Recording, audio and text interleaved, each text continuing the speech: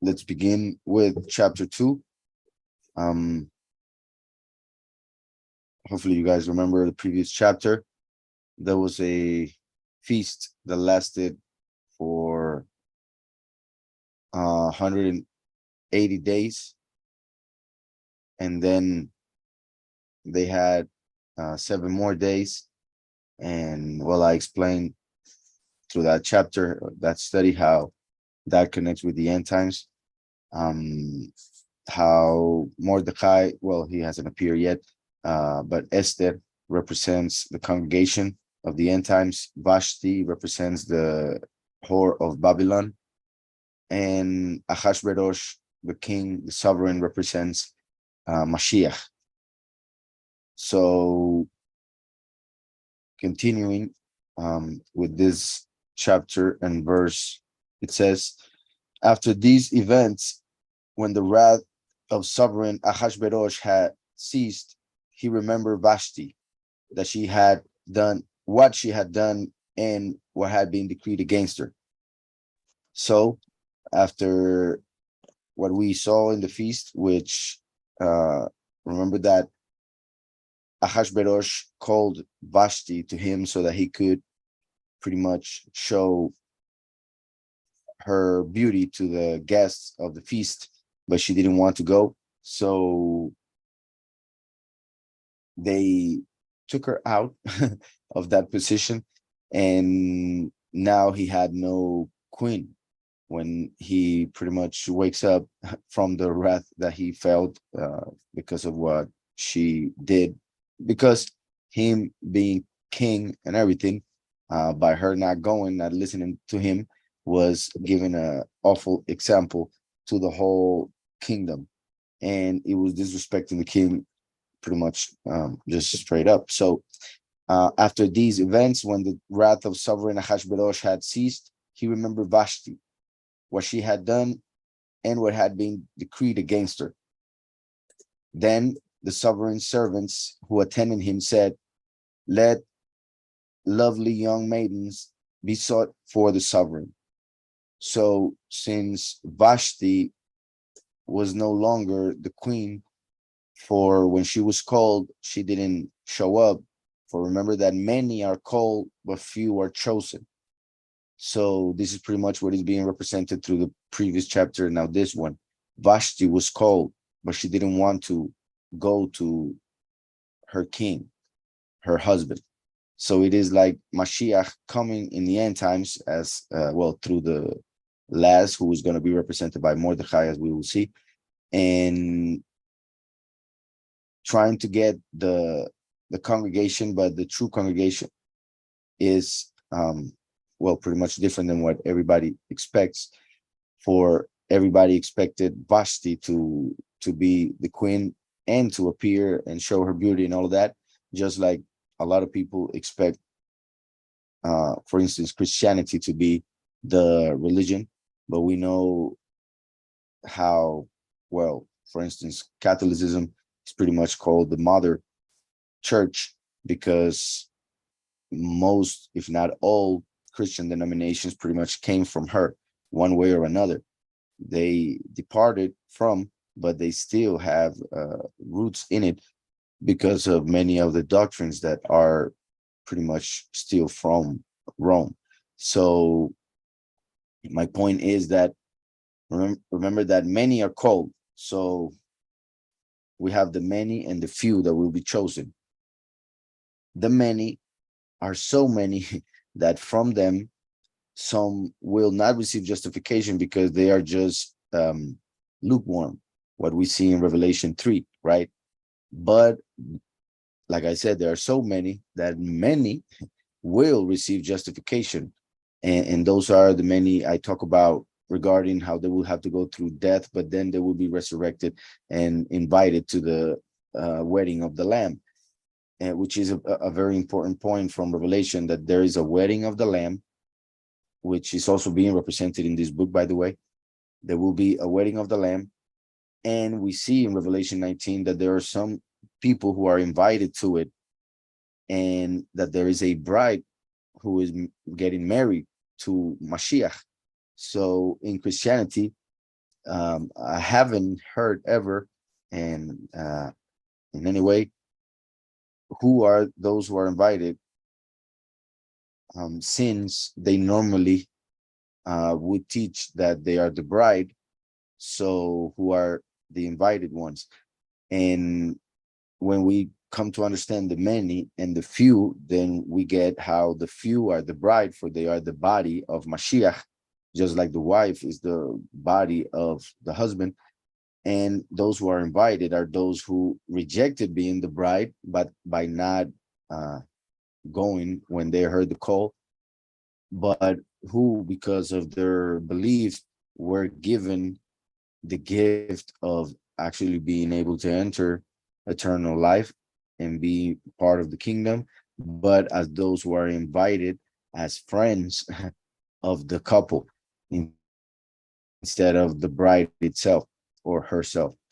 Vashti represents the many who were called but didn't answer the call. So they would be going through tribulation, just like Vashti, because of the decree that was done, or uh, yeah, given to her pretty much after what she did. So with all that explained, like I said, it is like Yahushua sending for her bride, the one that is supposed to be the one that everybody in the world thinks it is, doesn't show up, so she will be taken out. But somebody else will have to be the bride now, the queen. So they're going to look for her in this book, which represents how Mashiach is looking for the congregation, the true congregation, the chosen few, which is represented in Revelation by Philadelphia. So after these events, when the wrath of sovereign Ahasuerus had ceased, he remembered Vashti, what she had done, and what had been decreed against her. Then the sovereign servants who attended him said, "Let lovely young maidens be sought for the sovereign, and let the sovereign appoint officers in all the provinces of his reign." Remember, there were 127, and that is a number that represents the end times, for the end would happen, or the beginning of the Shabbat would be after 120 jubilees. And the 7 represents the last 7, the last week of Daniel, which is 7 years. So 127 can be seen as 120 jubilee when the 7 years will happen. So, and let the sovereign appoint officers in all the provinces of his reign, and let them gather all the lovely young maidens to the citadel of Shushan, which means lily. And remember that that represents the honor, the splendor of the mighty one, or the king, actually. That's why they're looking for lovely young maidens, gathering them to Shushan, for it means lily, which is a flower that represents Israel, which is the congregation. For remember that the chosen few are from the 12 tribes of Israel, as we see in Revelation 7 and 14. So young maidens to the citadel of Shushan, into the women's quarters, under the hand of Haggai, the sovereign's eunuch, guardian of the women, to give their preparations. Under the hand of Haggai, we could say in a way that Haggai, or the eunuch that will help them and get them together to present them to the king, could be connected to Eliyahu, since, as I have projected the call, Ahasuerus is Mashiach, and Mordecai represents the last. So, as I was saying, also Shushan represents, by being a lily, represents honor, esteem of the king, just like the king is looking and bringing to Shushan the women to choose one to be the queen. So to represent the honor and splendor of the kingdom. Remember that Sarah, the matriarch, she died at 127 years. So the fact that the 127 appears in this book and refers to Esther, makes a connection between Sarah and Esther as them, well, perhaps even Esther or Hadassah having a spark of the soul of Sarah, right? Which some would call reincarnation, or just a connection in terms of the spiritual prophetical revelations through these two women, Sarah, which actually means pretty much princess, and now Esther is being as a princess turning into a queen. What would happen by coming to the earth again to rectify something and being able to go higher in the ladder, pretty much in the spiritual ladder. So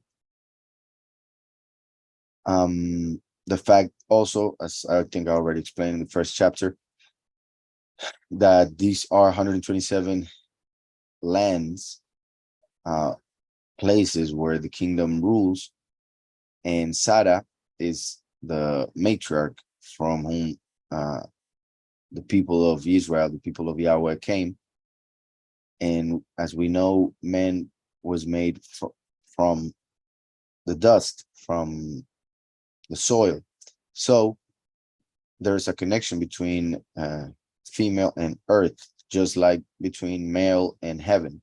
So we have Sarah, 127 years she lived. And then we have Esther. She lived in a place that ruled over 127 places. So continuing, and let the young woman who pleases the sovereign be sovereignness instead of Vashti. And the word pleased the sovereign, and he did so. So when the king realized what had happened and he was not angry anymore, now he didn't want to be alone. So he asked what to do. Vashti could not be brought to him anymore. So the next best thing was to look for another bride to be queen. So he liked that idea. So they pretty much started a contest. So in the citadel of Shushan, there was a certain man, a Yahudi. This is important because there are two men who in scriptures, well, there are actually maybe some more, but these two are key. Paul, Shaul, or Paulus, and Mordecai, who are given two tribes. And when they are talked about in the scriptures, they are called Yahudim, as if they were from the tribe of Yehuda. But then we realize that they are from Benjamin. So two tribes are mentioned, referring to them, and it could be that one parent and the other are from each of the tribes. But the most simple answer for that in the literal sense would be that Yahudi was a term that started to be used to refer to all Israelim who adhere to the belief of the Torah and Yahweh, of course. So that is a clear possibility. That is just saying a Yahudi because of the people from whom he came. But Benjamin has been genetically from the tribe of Benjamin. But the fact that the scriptures are clear to mention those two titles or those two tribes refers to how the last would manifest with the double portion. In fact, he comes from Ephraim, descendant of Yahusef. That is the main genetical tribe of the last, as we see throughout scriptures. But it is possible through the mixing of tribes in the past 2,000 years,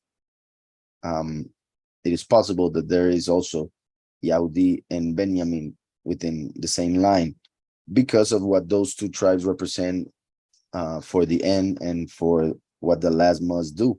Because remember that Benjamin was the last son of Jacob. So by being the last in that sense, it represents prophetically the second manifestation of Yahweh on this earth. In fact, the name Benjamin is interpreted in a couple ways. Ben Yamim means son of the right hand. So as we know, Yahushua is at the right hand of the Father. So that name with that meaning connects to Yahushua the first, Hamashiach. But another way to see the name is Ben Yomim, which means son of days, because Jacob had him when he was old. So, and it was his last son, so he called him the son of days, as meaning the son of the end of days.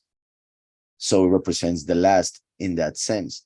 Just like when I say that the prophecies are fulfilled by the first and the last, in like if the first fulfills it in a literal sense, then the last fulfills it in a spiritual sense, and vice versa.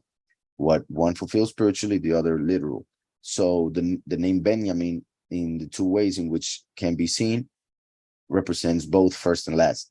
Benjamin, Ben Yomim. Yahudi, as we know, Yahushua came from Yahudah, from the tribe genetically, but by name, he was the son of Joseph, which is interesting. But he came genetically from the tribe of Yahudah. However, he came as the lamb. Now the last comes as the lion. And as we know, the lion connects with the tribe of Yahudah. Scripture says in Colossians, Galatians, Romans, that there is no longer Yahudi or Greek, for we are all one. That means that those who are believers in Mashiach are one in him, for he is the root of the whole tree. So everybody would be one with him. And what is he? A Yahudi. So anybody who becomes a believer in Mashiach becomes a true Yahudi, for those who actually accept Mashiach as sovereign, worship Yahweh, which is the name or the meaning of the name Yahudah, right? So we praise Yahweh. So by the last coming from Joseph, but believing in Yahushua HaMashiach, he becomes a spiritual Yahudi. So now he can turn into the lion of Yahudah and fulfill that part, right? That is why in the book of Revelation, when the last is manifested on earth to bring the testimony for 3.5 years during the first seal, it is the lion who announces the coming of that rider. And it is the only of the seals who is announced by the great voice, which means Yahweh himself is announcing that seal. The rest are announced by, different entities. So the fact that Paul, is a representation of the last, just like Peter is a representation of the first. So Paul is called a Yahudi, and he was from the tribe of Benjamin, but he was a Roman citizen. So the last would come as a Roman, as a Gentile, but he has a genetic ancestry that leads to Joseph, who happens to be Benjamin's brother, right? For they were the two who came from Rachel, so they are very connected. And like I said, Benjamin means the last. I mean, could be representing the last because of the name Son of Days. So it is really very connected to the coming of the last. And now Mordecai, we see that has the same line, and the same thing happens with him that happens with Paul. So we see a connection that leads to us understanding that he represents the second manifestation of Yahweh. So I haven't read the whole verse. It says, in the citadel of Shushan, there was a certain man, a Yahudi, whose name was Mordecai, son of Yair, son of Shimi, son of Kish, a Benjamite. Or so I want to do a couple things. Let's just go and see. From Yahudi to Benjamin, the names would say the praise of Yahweh through a little man. And that is when we interpret Mordecai as little man, which is actually also the meaning of the name Paul. So Paul means little. So like I said, there's already a connection by him being called Yahudi and Benjamin and a Benjamite. But now also the meaning of the name Mordecai is said to be the same as the meaning of Paul, little. So that would mean that the last would come as little. Could be physical size, but also little in the eyes of the world, right? Like unimportant.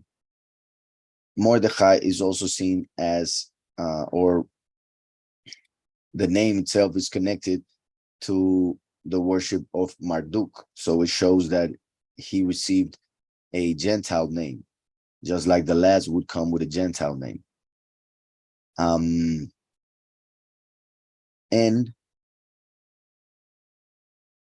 there's something that I want to also remember to speak about. It doesn't have to do with this point, but I hope I don't remember. Just I'll say it right after this. So as I was saying, the name and the two tribes that are given to Mordecai are connected to Paul. On the other hand, Mordecai is seen as a worshiper of Marduk, a false Elohim. So it shows that he came with a Gentile name, which is important. It's key to understand what this book represents, because some would take that as to say that it cannot be, well, not only that, but there are some who do not accept this book as revelation or as inspired. But I do believe it is inspired because it is very amazing, all the connections to the end times. And this is one of them, which actually connects with what I wanted to say. Throughout the whole book, the name Yahweh is never mentioned. So that is one of the reasons why some people see this book as not inspired. The name Yahweh is not mentioned at all. But that is pretty much a sign that in the end times, the name Yahweh would be taken out. People would not be calling on his name, that his name would have been hidden. And in fact, the name is hidden throughout the book, but not said explicitly, like it's not really mentioned. But when you see how it was written, you can see, for instance, the Yud in the beginning of one verse, then the Hey in the beginning of the second verse, then the Vav in the third, and then the Hey in the fourth. So then you see the name Yahweh hidden through the way it was written. So it shows that only those with wisdom or eyes to see will be able to know the name in the end times, but society as a whole would not invoke him. In fact, even the people of Israel would have false names. That's why Esther is also a Gentile name, and her name that would mean star, and it's called or represented Ishtar, which is Isis, right? And that false, it is like being called Mary nowadays, pretty much. So then we have Mordecai, who had this other name, which is connected to the false Elohim of the place where they live, pretty much. So just like nowadays, so it represents the end times when the true people of Israel would be still in exile, and they would have lost their identity in the sense that they would have Gentile names and worshiping false Elohim in the sense of the meanings of the names, Ishtar and Marduk. But since Marduk is connected to war, well, there because it also, Mordecai is also translated as worshiper of Mars. As we know, Mars is seen as the god of war, so that would connect with the fact that the last comes as a warrior, which is another connection, even from the bad interpretation of the name Mordecai. So just these names would say the praise of Yahweh comes through a little man who is a warrior. Let's add that. who enlightens and will be renowned. He brings the light of Yahushua, giving testimony of Mashiach. That's why he enlightens. That is the name Yair. And he will be renowned or heard, Shimei. He will be heard because he will bring the doctrine, right? He will enlighten as he is heard, but then he will be bent, right? He will be killed and unite the son of the right hand, right? He will unite with Mashiach during the resurrection. Another way, since I said that Ben Yomim can be interpreted as son of the end time, son of days, I'll say it again. The praise of Yahweh comes through a little man who is a warrior. He will enlighten as he is heard, but then he will be bent, for he is the son of days, right? So going back to the verse, in the citadel of Shushan, there was a certain man, a Yahudi, whose name was Mordecai, son of Yair, son of Shimei, son of Kish, Benjamite, who had been exiled from Jerusalem with the captives who had been exiled with Yekoniah, sovereign of Yehudah, whom Nebuchadnezzar, the sovereign of Babel, had exiled. So imagine they are already under another kingdom after the exile from Jerusalem in the time of Nebuchadnezzar of Babel. So it says, and it came to be that he was, well, now that I also mentioned that, remember, see how Babel is mentioned. So it's pretty much like telling us that when this would be fulfilled, like it is or will be in our time, there were people would still be under the influence of Babel, the confusion, right? Which Babel represents, meaning the apostasy. So by saying who had been exiled from Jerusalem with the captives who had been exiled, pretty much saying not only we were back in the day exiled from the land itself in the literal sense, but we were exiled from the belief, from the true belief. That's pretty much what apostasy means, to stray from the way, and so be taken away from, or just going away from. So who had been exiled from Jerusalem with the captives. Remember that Jerusalem means the teaching of Shalom, right? Like the good news. They are good news, so they give us Shalom, right? So who had been exiled from the teaching of Shalom, who had been exiled from the belief, pretty much, with the captives who had been exiled with Yekoniah. Yekoniah, remember, well, we discussed his name and many other things about him, and another one who has the same name throughout the study of Chronicles. Yekoniah means Yahweh will establish. In fact, this Yakon can be seen as Yakin. Remember that Yakin and Boaz were the two pillars at the temple. Now there's a Yekoniah who is cursed, right? But I'm talking about the meaning of the name, not the person. Yakin is one of the pillars of the temple that represents Yahushua. The other pillar represents the second manifestation. So Yekoniah means Yahweh establishes. Yakin is he will establish. Yahushua came and he already died and resurrected, and therefore established his reign spiritually. Now the last must do it physically, or in the literal sense. So as we know, Yahushua is the foundation, he is the cornerstone. So that's why he's established, that he is what Yahweh established. That's why we must follow him and be like him. So with that said, look how now it makes even more sense in the spiritual sense what these means regarding the people of Yahweh going astray during the apostasy, who had been exiled from the instruction of Shalom, the good news, with the captives who had been exiled with what Yahweh established, right? And I repeat, what Yahweh established is Mashiach as the belief. So, but the exile happened from that belief. Sovereign of Yahudah, yeah. Yahushua is this, what Yahweh established, who happens to be the sovereign of those who praise Yahweh. Whom Nebuchadnezzar, who represents the beast, the sovereign of confusion, had exiled.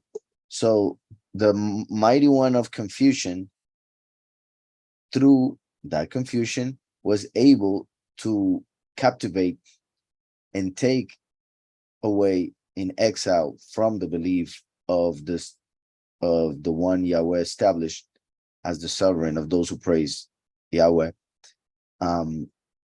in order to be captives and remain in confusion. So that pretty much represents the past 2,000 years of apostasy. Now we are in the end times, and what the book is teaching is what must come to pass. So, and it came to be that he was raising Hadassah. So we see that we're given actually the Hebrew name first. Then he says that is Esther. So that's pretty much saying raising the Hebrew Hadassah, known by her family members by her true Hebrew name, that is Esther, as she was known by the people of the kingdom where they were exiled. So we see two names again, to show also the double portion of the congregation in blessing. And like I said, she represents the congregation. So, and it came to be that he was raising Hadassah. So it is like the last, represented by Mordecai, who has to give the teaching to the congregation as Hadassah. That's why he's the one raising Hadassah, so that she may get married with Mashiach in the wedding of the Lamb, right? Hopefully that's understood. So Mordecai was raising Hadassah, just like the witness like Moshe must raise spiritually Hadassah, the congregation, so that she may become the queen by marrying Mashiach as Ahashverosh in this book. And it came to be that he was raising Hadassah, that is Esther, his uncle's daughter. His uncle's daughter. One moment, let's go to verse 7 in Hebrew. And it came to be,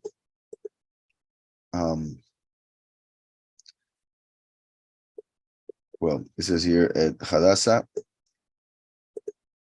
that he was raising Hadassah. She is Esther.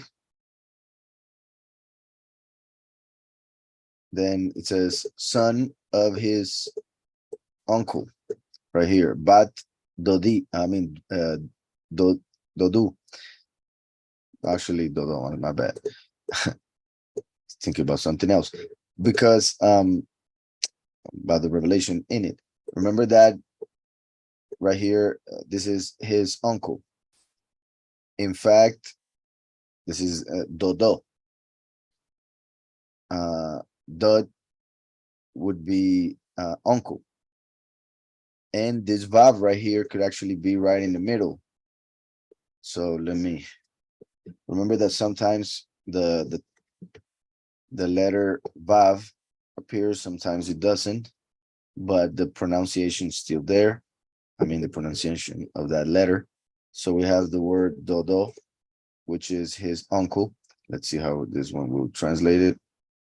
So, okay, it says his grandfather, but in the true Hebrew of the Torah, that would be his uncle. Let's say I took that vav and put it right in the middle. We have uncle, right? So you see how it is the same word, but the vav is taken from the middle and put at the end. I mean, we could even put it in both.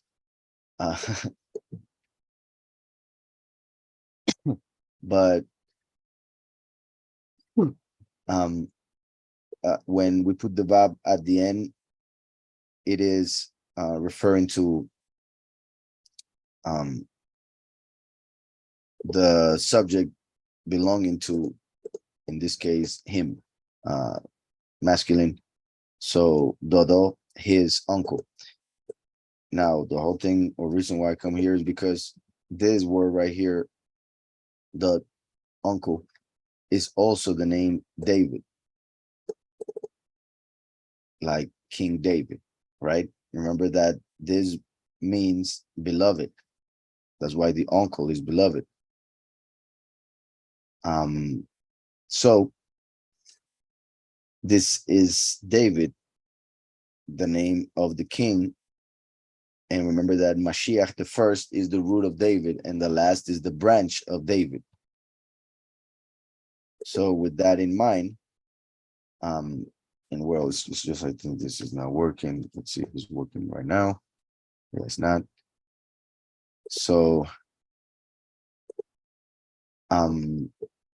by saying this, the daughter of his uncle, we could also see it, the daughter of his of King David, pretty much, because of the word there for king, I mean for uncle, which can be interpreted also as a name, which would be the name of the king. So that shows how special this woman would be, or what she's representing as the congregation of the Yahudim. And therefore the one who would marry the king. So going back, his uncle's daughter, for she had neither father nor mother. She had neither father nor mother. So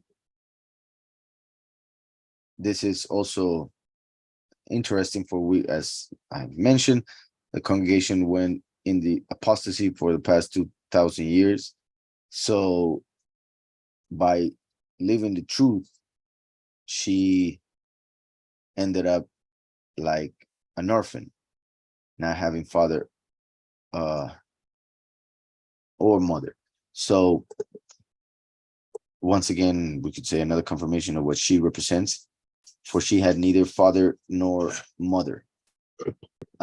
So for she had neither father nor mother, and remember what scripture or Yahweh says, that even if the father or mother would leave us, Yahweh would take us in. So by saying this is pretty much saying that she's going to be the one who's going to be helped by Yahweh, for she has no father or mother, so Yahweh will take her in through the king. As when a father marries his son to a woman, that woman is becoming now his daughter. So Yahweh will take the congregation as his daughter, for she has no father or mother because of the lies throughout the apostasy. So also another important or interesting thing is that if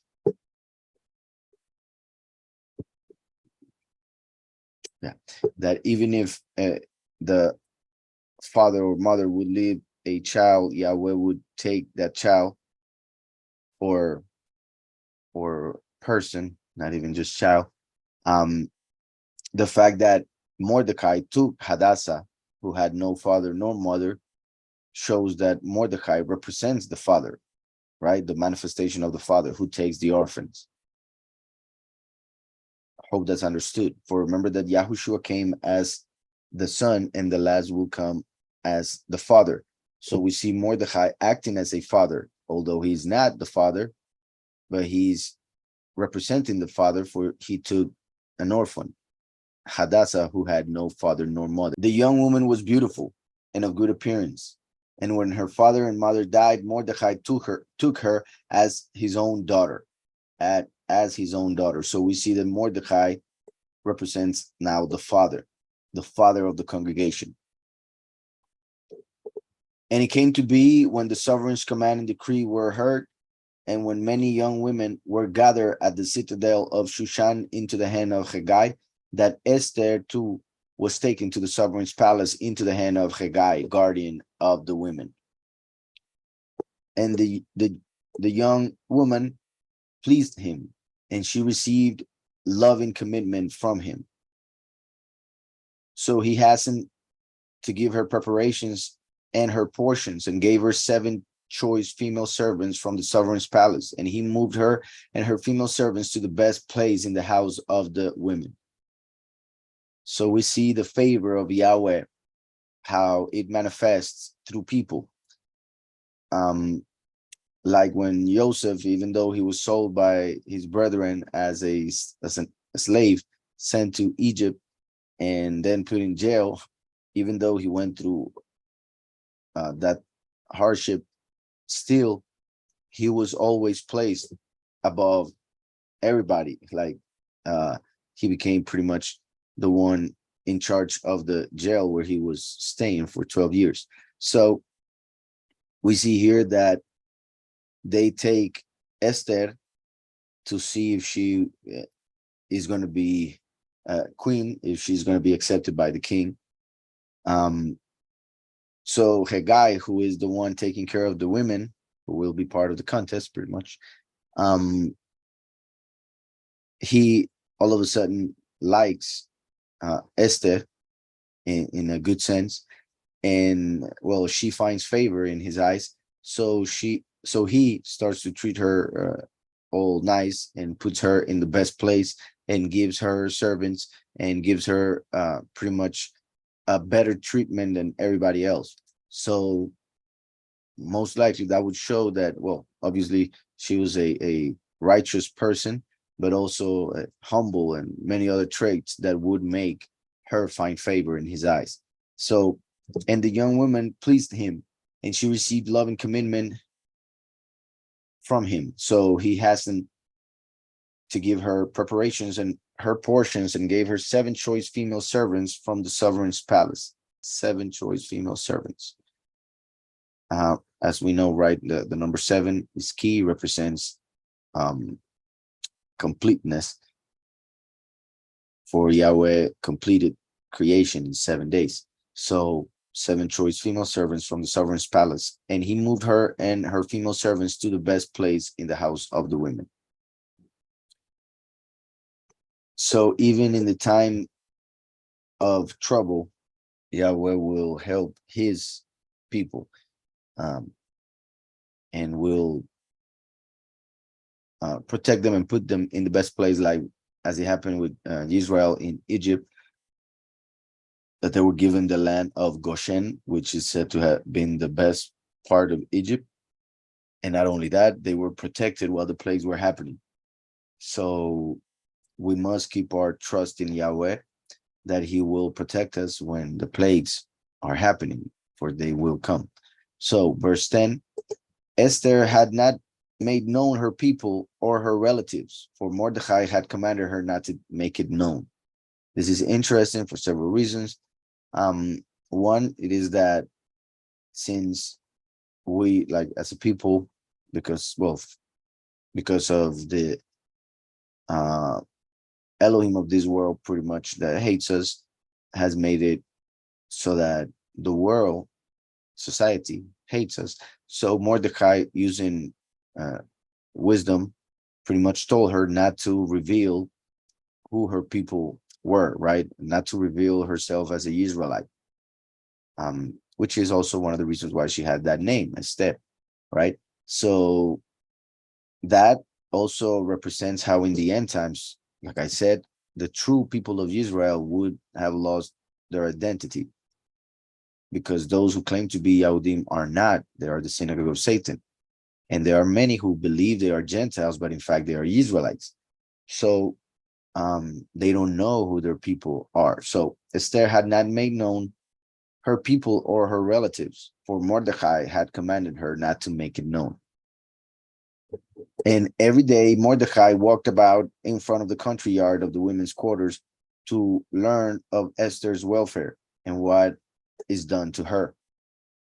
So we see his interest, of course, in wanting to protect her. So he would go around to hear and know what would happen with her. So verse 12. Now when the turn of each young woman came to go into sovereign Ahasuerus after she had completed 12 months. You see how they put this word here because it's not there really. In Hebrew, we see right here, Asar Chodesh. Well, right here, Shanaim Asar Chodesh, 12 months. It doesn't say moons. So continuing. Now when the turn of each young woman came to go into sovereign Ahasuerus after she had completed 12 months, according to the regulation for women, for the days of their preparation were completed as follows. Listen to this. This is very interesting. 6 months with oil of myrrh, which it is said that would pretty much burn the flesh of the women so that new flesh would grow and they would be pretty much new. The can I put it? The most superficial layer of flesh would be completely renewed, so they could now enter before the king, which in the spiritual sense, it represents how the chosen few must receive new bodies in order to enter before Yahweh, before the king, before Mashiach. And that's why the bride will be transformed before entering the prepared place and go into the wedding of the Lamb, where she will be dressed in fine linen. So this is interesting because it would have been most likely a painful process. As he says, for 6 months being bathed in myrrh, which would eventually burn the layer of skin off for it to be renewed. But not only that, they would, since myrrh was also like a perfume, which, well, then it says, in 6 months with perfumes and with the preparations of women. So 6 months in myrrh and then in perfumes, so that their flesh would smell good. She wouldn't need to put any perfume on because now she was completely, her whole flesh had been immersed for 6 months in perfume, so she would just be a perfume herself. So for a whole year preparing herself to go into the king's chamber to see if he would choose her. And there were pretty much most likely 127 women that had to appear before him, for they went to all the provinces. Then it says, thus prepared the young women went to the sovereign, and whatever she asked for was given to and whatever she asked for was given to take with her from the house of the women to the sovereign's palace. In the evening she went, and in the morning she returned to the second house of the women, into the hand of Shazgaz, the sovereign's eunuch, guardian of the concubines. She would not come into the sovereign again unless the sovereign delighted in her and called for her by name. This is important. So he's pretty much explaining the process. They would prepare for a whole year, and then they would come to the king, and they could receive like whatever they asked for, they could get it, like in order to look as best as possible according to their own view, to try and please the king. So they were given whatever they asked for. Then they would go to the king. Then they would be put in a different house, a second house with Shazgaz, another eunuch, and he would take care of the concubines. So in a way, it's like saying, if you are not called back, you pretty much are on a lower level, because then they would stay there. And if the king didn't call them again, then that means they were not chosen. And it says that if he wanted to call them back, he would call for them by name, or for her by name. showing the importance of names and just how she who calls, the congregation who calls on the name of Yahweh, she will be saved, for she will be called by name. Remember that he who confesses the name of Mashiach on earth to men, his name will be confessed by Mashiach to his Father and his angels. So those who invoke the name of Yahweh are known by name by Yahweh. Obviously, those who accept Yahushua also and confess his name. Then it says, so she will not come into the sovereign again unless the sovereign delighted in her and call her and call for her by name. So verse 15. And when the turn came for Esther, the daughter of Abihail, the uncle of Mordecai, who had taken her as his daughter to come into the sovereign, she sought no matter but what Hegai, the sovereign's eunuch, guardian of the women, advised. And Esther found favor in the eyes of all who saw her. So we see here, once again, her humility and her wisdom. First of all, the name Abihail means my father is mighty, or might, or my father is powerful. Different types of power, what the word would mean, Hail. So she is the daughter of the father of power, right? The daughter of Yahweh himself. So, and when the turn came for Esther, the daughter of Abihail, the uncle of Mordecai, we could also say Abihail, the beloved of Mordecai, right? Like the father Yahweh is beloved by the last, of course, who takes in the congregation as his own daughter and prepares her to become the queen, to go before the king and be married to Mashiach. So we see that the previous females that went before the king, they would ask for whatever they wanted. And I'm sure they would go crazy with it. And most likely that showed what type of women they were, their interest and things like that, which would make the king not want them. But in this case, we see that it says, and when the turn came for Esther, the daughter of Abihail, the uncle of Mordecai, who had taken her as his daughter to come into the sovereign, she sought no matter but what Hegai, the sovereign's eunuch, guardian of the women, advised. So when she was told, what do you want? Ask for whatever you want to look as best as possible to go into the king chamber, right? So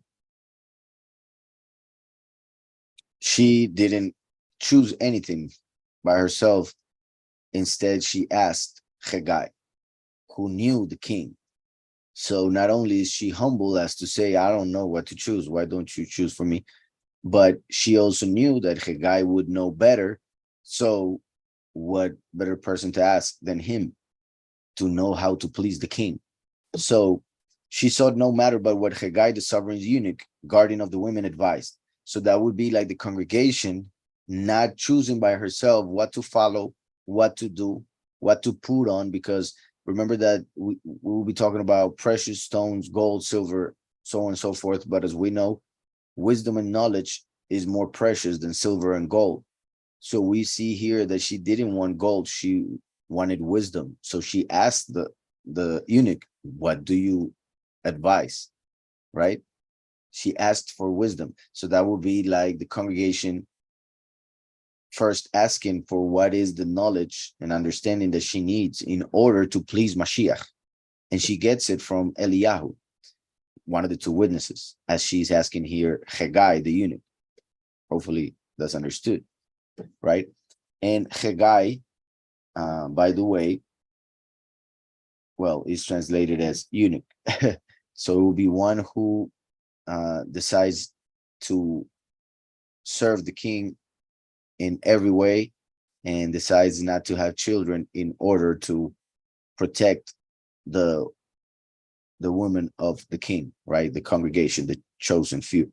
So no matter but what Hegai, the sovereign's eunuch, guardian of the women, advised. And Esther found favor in the eyes of all who saw her.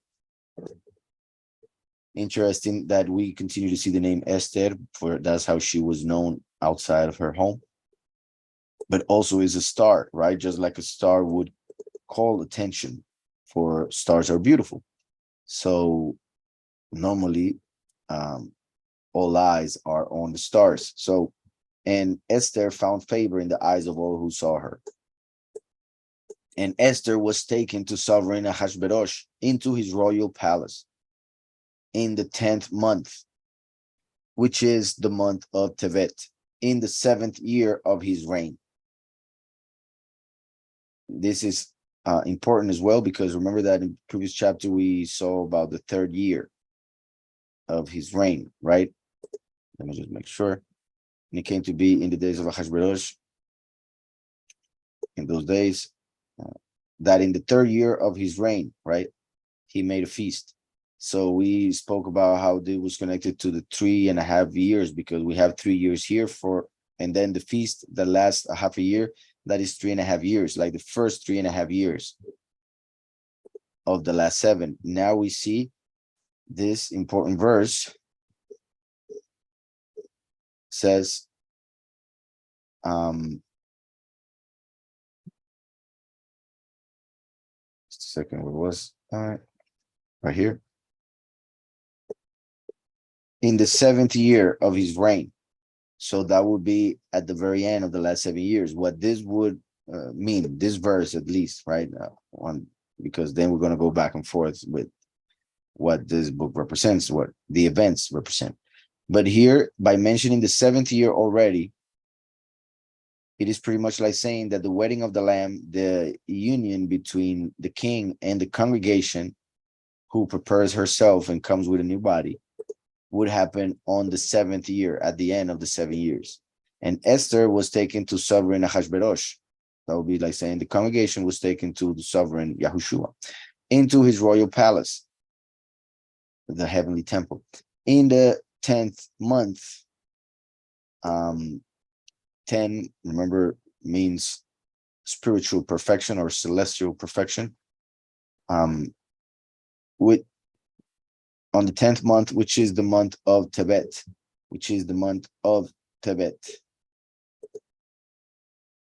in the 7th year of his reign. And the sovereign loved Esther more than all the women. And the sovereign loved Esther more than all the women. That means that Yahweh, through Mashiach, loves the congregation, the chosen few, more than any other congregation who claims to believe in Mashiach.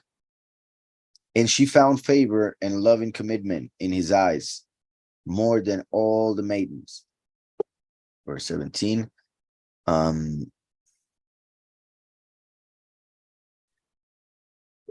Go. And he loved the king Esther more than all the women. And she found favor and loving kindness. So chen v'chesed. Chesed connects with what Mashiach brought, and chen, what the last brings. And I put it like that because chen, when you write it, well, you see here is chen. Chet nun. If we put the nun first and then the chet, we get the name Noach. The coming of the Son of Man would be like the days of Noach, and he brings the favor of the Father, obviously through Mashiach, for we do get the favor through Mashiach. But these two words are synonyms. They have several connections. So Chesed is the second in the pillar of what Mashiach brought: wisdom, Chesed, or mercy, and triumph. Those three main points were fulfilled through Mashiach in the first manifestation of Yahweh on this earth. So Chesed is directly connected to Mashiach and what we received through Mashiach. And since Chen is connected to Noach, that's why connected to the last. So it is pretty much what is received through last and first. So when she found the last and the first, favor and mercy, favor and loving kindness, before, well, Go back and let's right here. Loving commitment or loving kindness in his eyes more than all the maidens. And he set the royal crown upon her and made her sovereign as instead of Vashti. So right away, she became queen. And like I said, that shows that at the end of the 7 years that we see as the last week of Daniel in Daniel 9 is when the congregation of the chosen few will become the queen instead of the one that ruled the earth, the great whore of Babylon.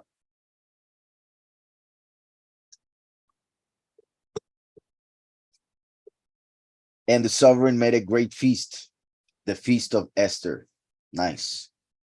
So that would be like saying that just like there are 8 feasts at the moment, 4 of which were already fulfilled and 4 that need to be fulfilled and will be fulfilled in these end times through what the 2 witnesses will do. After that, in the millennium, after the wedding of the Lamb, it said the sovereign made a great feast, the feast of Esther.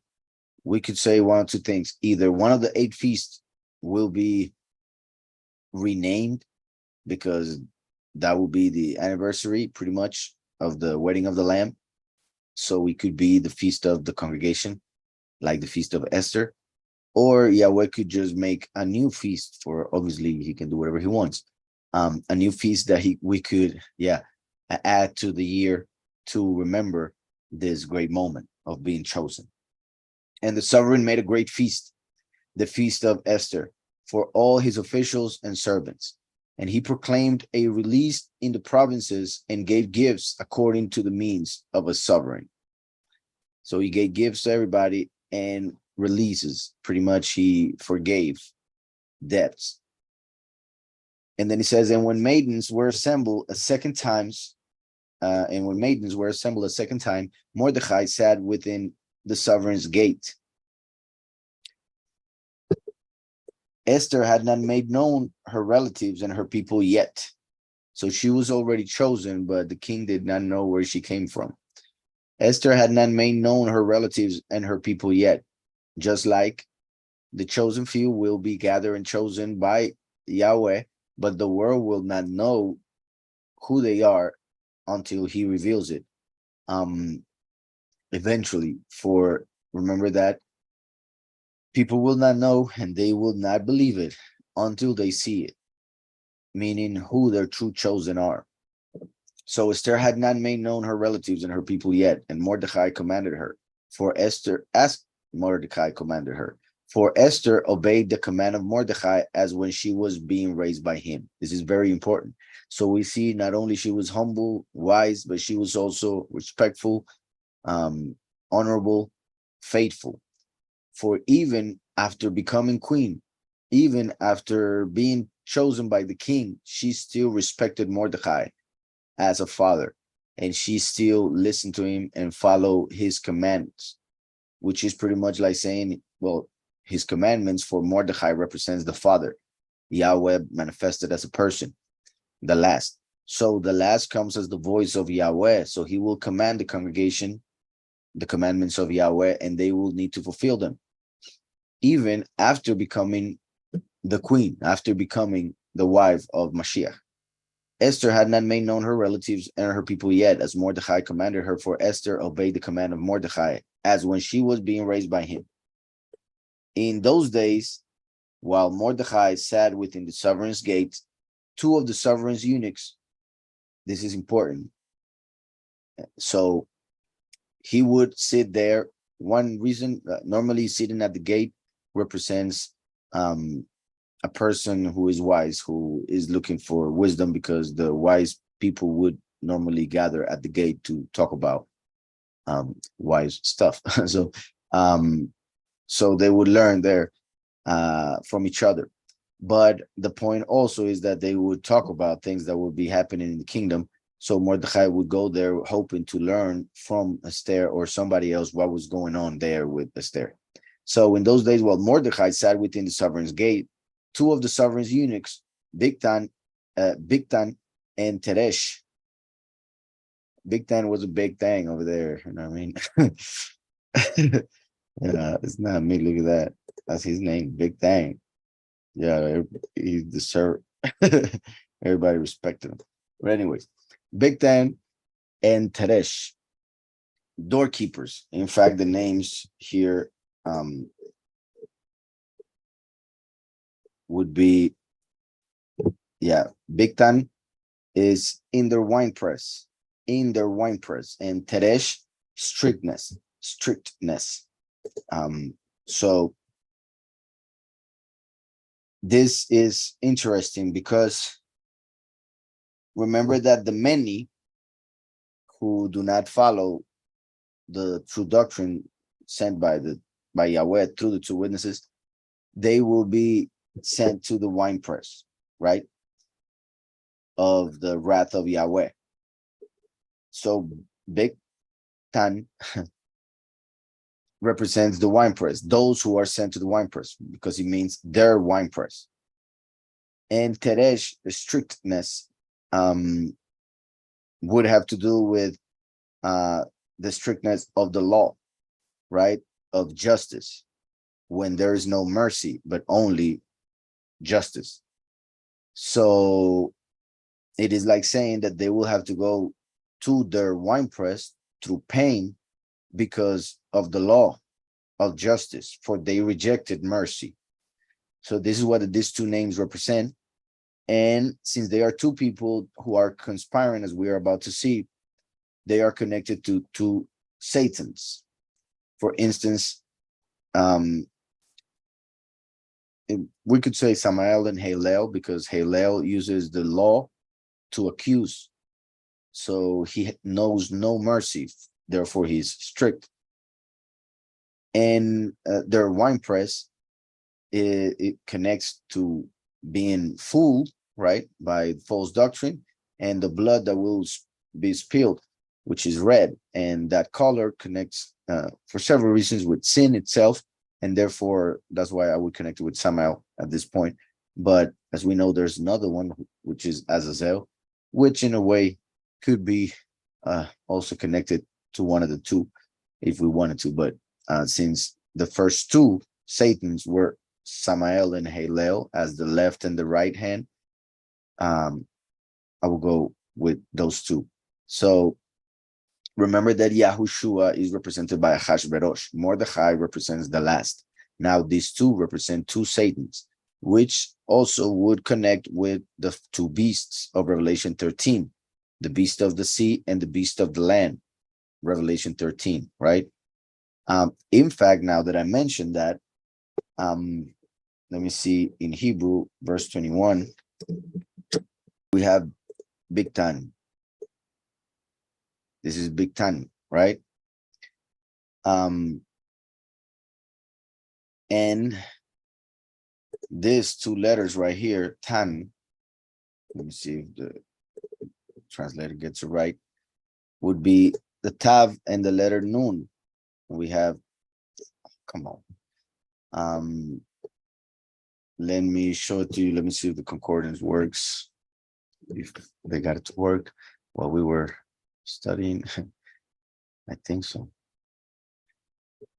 Yes. So look at this. If we write dragon, or remember that the first beast is a beast that comes out of the water. So it makes reference to Leviathan.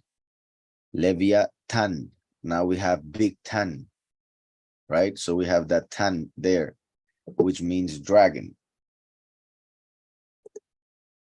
So big dragon, and of course big, not as in English, but we'll see that in a moment. So I'll just open this one.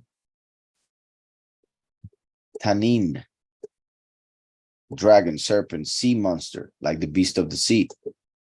And the root is tan. So here we go, dragon, maybe the extinct dinosaur. So dragon, tan, and we just saw it here. No, not here, here, tan. So big tan, that connects with the dragon of the sea, Leviathan. And now, since this is working, let me go to Esther for a moment. We have it. And it says that it comes from Bikta. I kind of just want to go to, I was hoping they would separate it, but yeah, not, it only explains why, I mean, the translation as in the winepress of Persian derivation. Now, like, oh well, and Teresh, you have it, which, like I said, would be connected to Hillel, the accuser, and also with the beast of the sea. I mean, the earth, the beast of the land. Remember that in Revelation 13, we have the beast of the sea and the beast of the land, which are connected to Samael and Hillel, just like I already mentioned, Bigtan and Teresh representing those two Satans and representing those two beasts. Going back, Bigtan and Teresh, doorkeepers, for that's what those two Satans are. I will call them obstacles, just like a door could be an obstacle if you don't have a key, right? So Mashiach is the key, the name is the key. And these two Satans are as veils, like the veil at the beginning of the temple and the one at the entrance of the set apart place. They are keeping an entrance or people away from entering. So doorkeepers were wroth and sought to lay hands on sovereign Ahasuerus. So two enemies of the king, two enemies of Mashiach, therefore two Satans. And Mordecai heard. So this is important, I repeat, is like showing the conspiracy being done nowadays through Samael and Hillel as the two beasts of Revelation 13, trying to destroy. Obviously, they cannot kill Mashiach, for they already did, and he resurrected, but they want to kill the teaching of Mashiach, of the true Mashiach, the true teaching, so that the chosen few cannot receive life. And then it says, and the matter, and well, since I just said that, so that the chosen few cannot receive life, and since the chosen few are the body of Mashiach, now what they're trying to do is kill Mashiach by killing his body, which is the congregation. Hope that's understood. That's why the apostasy. So, and the matter became known to Mordecai, who informed sovereigness Esther, and Esther spoke to the sovereign in Mordecai's name. So Mordecai heard, and he acted like he was supposed to. He's no snitch. He just needed to be clear, because in this case, he would be a snitch if Ahasuerus was an evil king and had it coming and many other things, and he was on his side, right? If he was wicked and Mordecai was on his side, then that would be what we would call that term in the sense of being something negative. My point, because you know how they do it in society, right? But these two people were trying to kill a person who was acting right, who is king, therefore deserve respect. They were his servants, so they were supposed to be faithful, yet they were they were about to betray the king. So Mordecai happens to hear what is going on, which obviously is the will of Yahweh, for that's the reason why he was there when they spoke about it. So he went to the queen, Esther, and told her. She went to the king and told him. So it says, and the matter became known to Mordecai, who informed sovereigness Esther, and Esther spoke to the sovereign in Mordecai's name. In Mordecai's name, as showing the importance of that, and also showing that she didn't take the credit. She was clear about who found out, because in this case, he would be saving the life of the king. And that is key, because Yahushua came to die for our sins and therefore give life to the last, so that he can fulfill his part. Now the last, by teaching the true doctrine and revealing the conspiracy in the world to kill the congregation, the body of Mashiach, he's saving Mashiach by saving the doctrine, teaching the true doctrine. And therefore, is as it is happening here, like the last saving that part of Mashiach by teaching the doctrine, and therefore as saving the life. So, and the matter became known to Mordecai, who informed sovereigness Esther and spoke to the sovereign, and Esther spoke to the sovereign in Mordecai's name. And when the matter was searched into, it was confirmed, and both were hanged on a wooden structure. Both were hanged on a wooden structure. In Hebrew, it says, it was found and they were hanged, both of them, over a tree, on a tree, al etz. So the way that Samael and Hillel killed Mashiach, by putting him on a tree, on a cross made with wood from a tree. But in Hebrew, remember, the word used is just tree. So that's why Deuteronomy says, cursed is he who is hanged from a tree. So that's why they were hanged. And when the matter was searched into, it was confirmed and both were hanged on a wooden structure, on a tree. I repeat, these two Satans represent those who conspired to kill Mashiach 2,000 years ago. So that's why these two received a similar, I don't believe as painful, but similar death in order to show the connection. And it was written in the book of the annals in the presence of the sovereign. So it was written in a book that Mordecai was the one who saved the king Ahashverosh from Bigtan and Teresh. Written in a book as in the scriptures. But that's how the chapter ends.